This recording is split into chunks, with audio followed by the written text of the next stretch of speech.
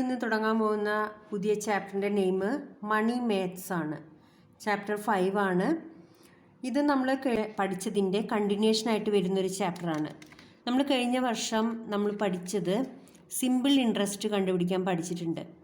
Simple interest കാണുക എന്ന് പറഞ്ഞു കഴിഞ്ഞാൽ നമ്മൾ ബാങ്കിൽ എന്തെങ്കിലും ഒരു എമൗണ്ട് ഡെപ്പോസിറ്റ് ചെയ്യുകയാണെങ്കിൽ ആ എമൗണ്ട് 2 വർഷത്തേക്ക് അല്ലെങ്കിൽ ഇത്ര കാലയളവിലേക്ക് നമ്മൾ നിക്ഷേപിക്കുകയാണെങ്കിൽ അതിന് എത്ര ശതമാനം പലിശ നിരക്കിൽ ആ കാലാവധിക്ക് ശേഷം എത്ര രൂപ നമുക്ക് തിരിച്ചു കിട്ടും എന്നുള്ള തരത്തിലുള്ള പ്രോബ്ലംസ് നമ്മൾ ചെയ്തിട്ടുണ്ട്. അപ്പം നമ്മൾ അന്ന് പഠിച്ചിരുന്ന ഒരു ഫോർമുല ഓർമ്മ ഉണ്ടോയെന്ന് അറിയില്ല.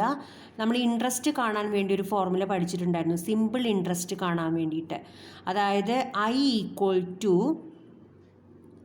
Equal to P into N into R/100. ഇതിൽ P എന്ന് പറയുന്നത് നമ്മൾ ഡെപ്പോസിറ്റ് ചെയ്യുന്ന എമൗണ്ടും N എന്ന് പറയുന്നത് വർഷം എത്ര വർഷത്തേക്കാണ് എന്നുള്ളതും R/100 അല്ലെങ്കിൽ R എന്ന് പറയുന്നത് റേറ്റ് ഓഫ് ഇൻട്രസ്റ്റുമാണ്.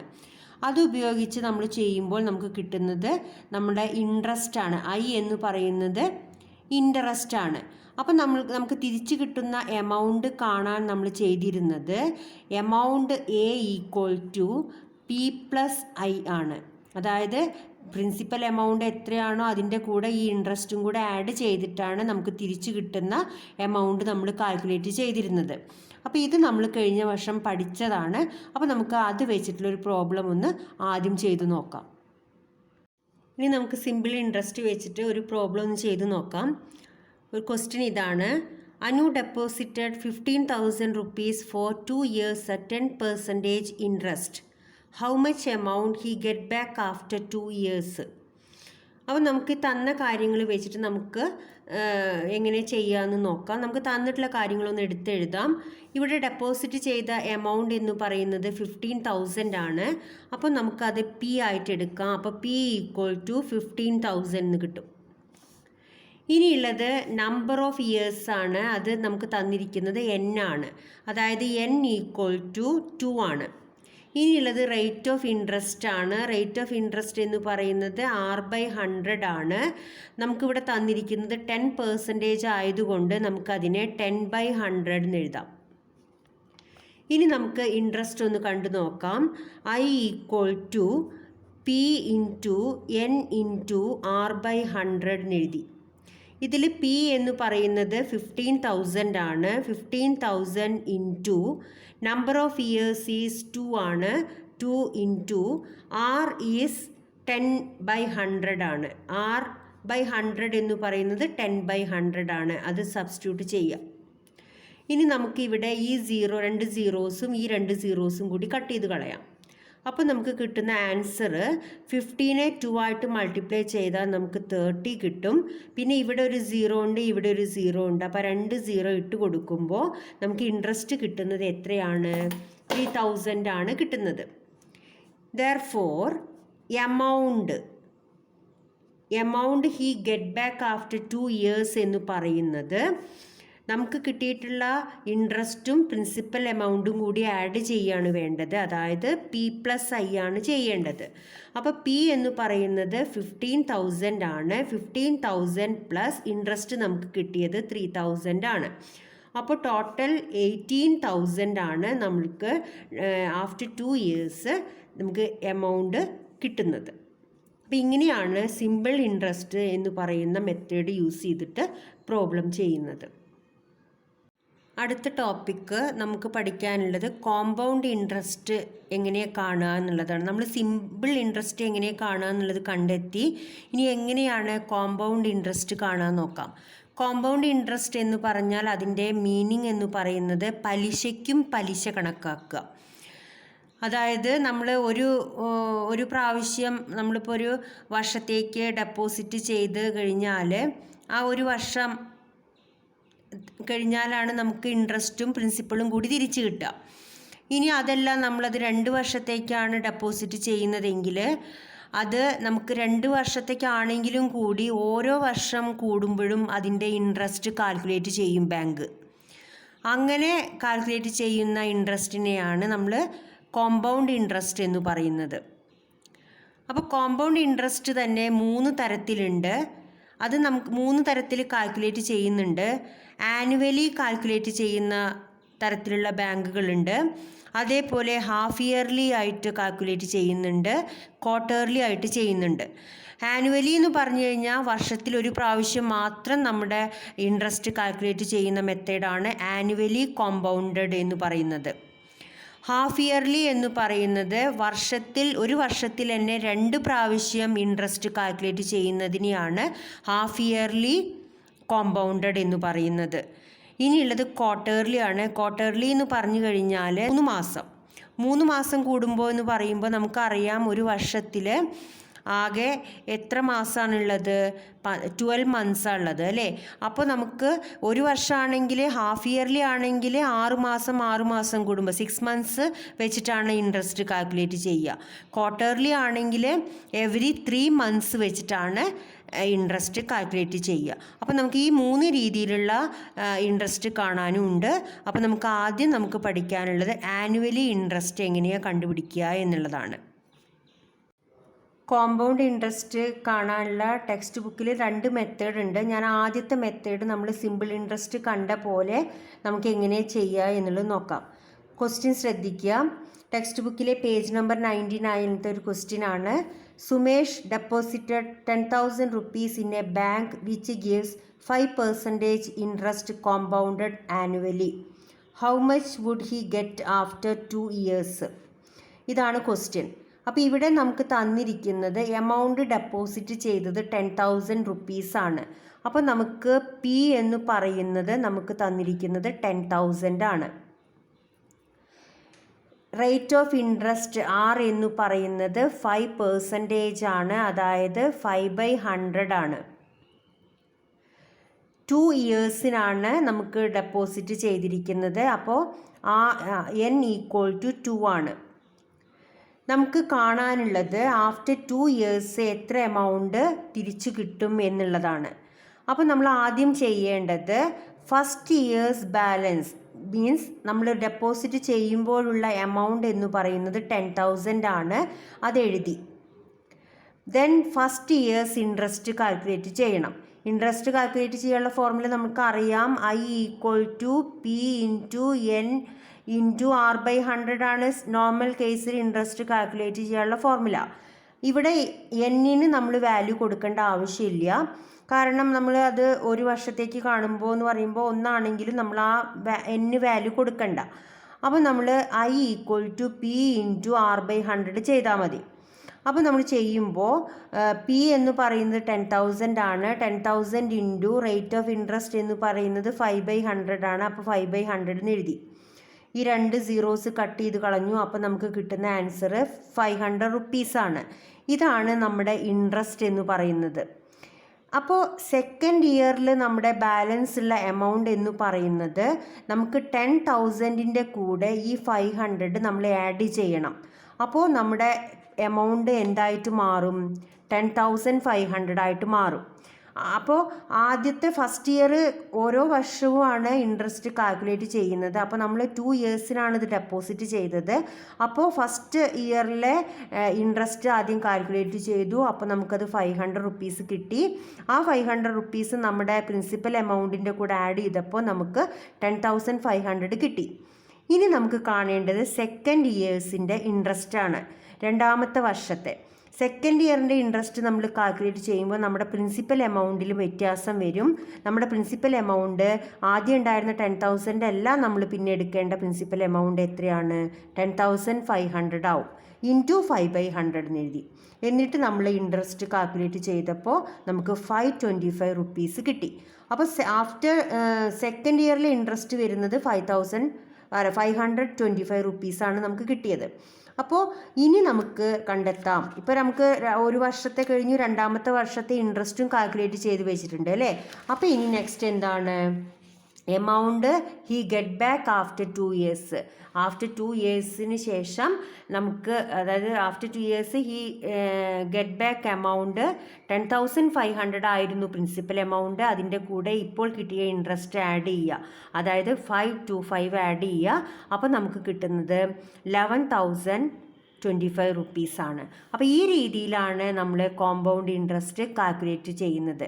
2 ഇയേഴ്സ് ആണ് എന്ന് പറയുമ്പോൾ ആദ്യം ഫസ്റ്റ് ഇയറിലെ ഇൻട്രസ്റ്റ് കാൽക്കുലേറ്റ് ചെയ്യുക, അത് പ്രിൻസിപ്പൽ എമൗണ്ടിൻ്റെ കൂടെ ആഡ് ചെയ്യുക. അതിനുശേഷം സെക്കൻഡ് ഇയറിലെ ഇൻട്രസ്റ്റ് കാൽക്കുലേറ്റ് ചെയ്യുക, അത് എന്ത് ചെയ്യുക, പ്രിൻസിപ്പൽ എമൗണ്ടിൻ്റെ കൂടെ ആഡ് ചെയ്യുക.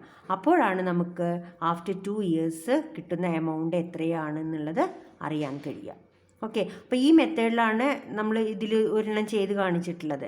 ഇനി ഇതിനൊരു ഫോർമുല ഉണ്ട്, അത് ഉപയോഗിച്ചിട്ട് എങ്ങനെയാണ് കോമ്പൗണ്ട് ഇൻട്രസ്റ്റ് കാണുക എന്നുള്ളത് ഞാൻ പറഞ്ഞു തരാം.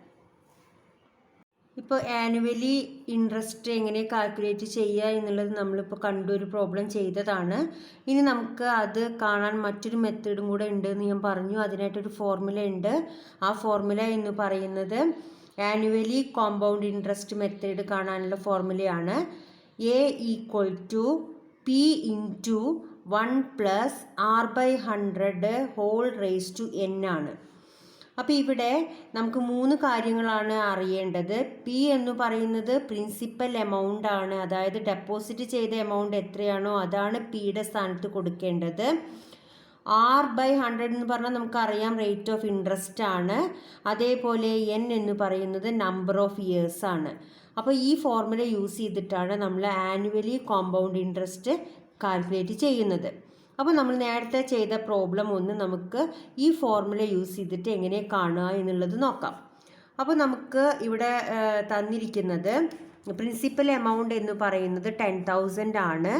P = 10,000 ആണ് തന്നിരിക്കുന്നത്.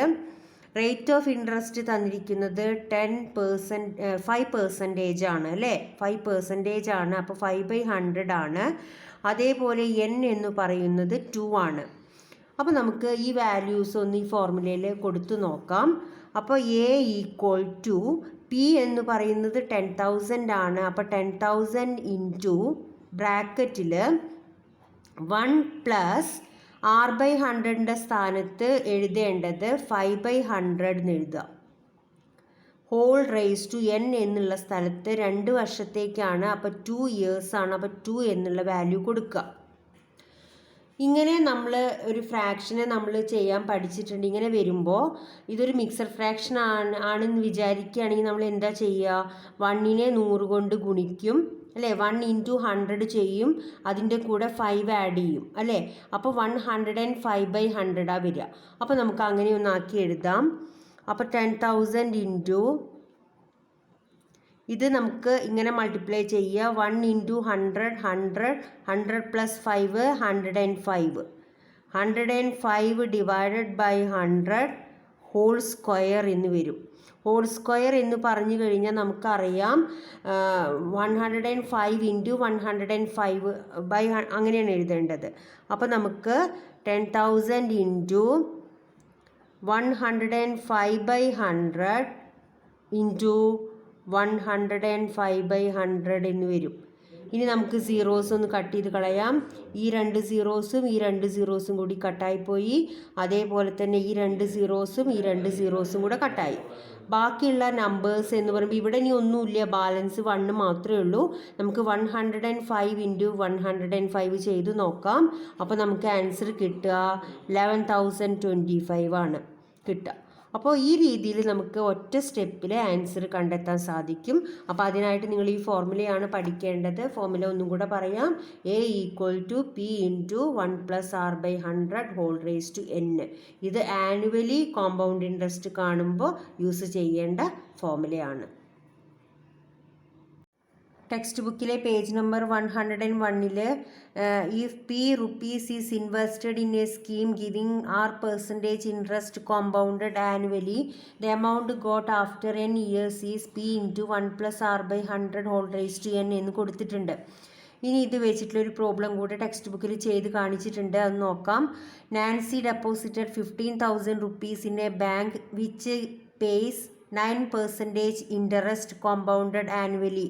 How much would she get after 2 years? ഇപ്പോൾ നമ്മൾ നേരത്തെ ചെയ്തതുപോലെ ആദ്യം നിങ്ങൾ ആ ഫോർമുല ഒന്ന് എഴുതി വെക്കുക.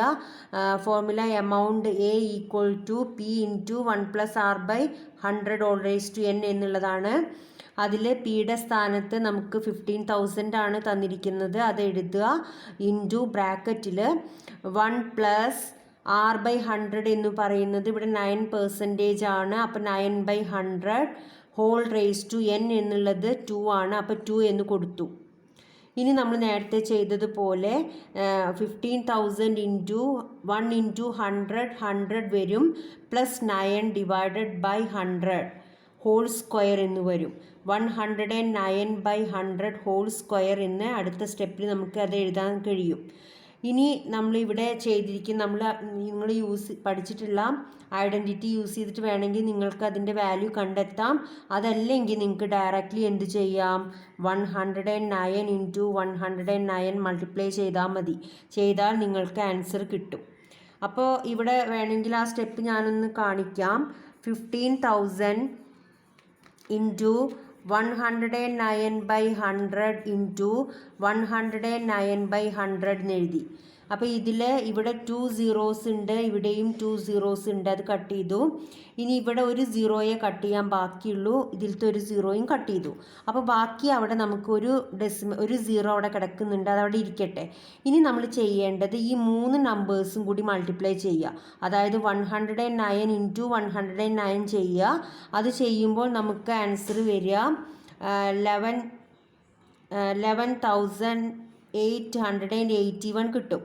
അതിനെ 15 ആയിട്ട് മൾട്ടിപ്ലൈ ചെയ്യുക. 15 ആയിട്ട് മൾട്ടിപ്ലൈ ചെയ്യുമ്പോൾ നിങ്ങൾക്ക് ഡെസിമൽ ഇല്ലാത്തൊരു ആൻസറാണ് കിട്ടുക. മൾട്ടിപ്ലൈ ചെയ്യുക 17,8215 എന്ന് കിട്ടും. എന്നിട്ട് നമുക്ക് അടിയിൽ ഒരു 10 കിടക്കുന്നുണ്ട് ഡിനോമിനേറ്ററിൽ. അപ്പോൾ ആ ഒരു ഡെസിമൽ പ്ലേസ് നമ്മളിവിടെ ഇട്ട് കൊടുക്കുക. അപ്പോൾ നമുക്ക് കിട്ടിയ ആൻസർ 17,821 റുപ്പീസ് 5 പൈസയാണ് കിട്ടുക. 5 പറയുമ്പോൾ 50 പൈസ. അപ്പോൾ ഒരു ഡെസിമൽ പ്ലേസ് അവിടെ വരുന്നുണ്ട്, ഒരു സീറോ കട്ടാവാതെ കിടക്കുന്നത് കൊണ്ടാണ് നമുക്ക് അവിടെ ഒരു ഡെസിമൽ ഇടേണ്ടി വന്നത്. അപ്പോൾ ഇങ്ങനെയാണ് ഡയറക്റ്റ്ലി നമ്മൾ ആ ഫോർമുല അപ്ലൈ ചെയ്തിട്ട് കോമ്പൗണ്ട് ഇൻട്രസ്റ്റ് കണ്ടെത്തുന്നത്. പേജ് നമ്പർ 100 ഫസ്റ്റ് ക്വസ്റ്റ്യൻ എങ്ങനെ ചെയ്യാൻ നോക്കാം. Sandeep deposited 25,000 rupees in a bank which pays 8% interest compounded annually. How much would he get back after 2 years? അപ്പോൾ ഇത് കോമ്പൗണ്ടഡ് ആനുവലി ആണ്. അപ്പോൾ നമുക്ക് ആദ്യം ആ ഫോർമുല ഒന്ന് എഴുതി വയ്ക്കാം. A equal to P into 1 plus R/100 whole raise to n എഴുതി.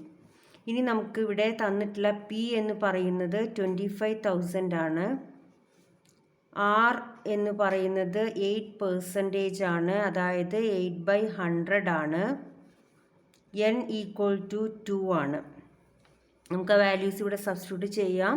അപ്പോൾ 25,000 into 1 plus 8/100 in whole raise to 2 ഇങ്ങനെ എഴുതിയാൽ ആദ്യം 25,000 ഇൻറ്റു ബ്രാക്കറ്റിൽ ഇത് മൾട്ടിപ്ലൈ ചെയ്യുമ്പോൾ 1 into 100 100 plus 8 108 108 divided by 100 whole square എന്ന് വരും.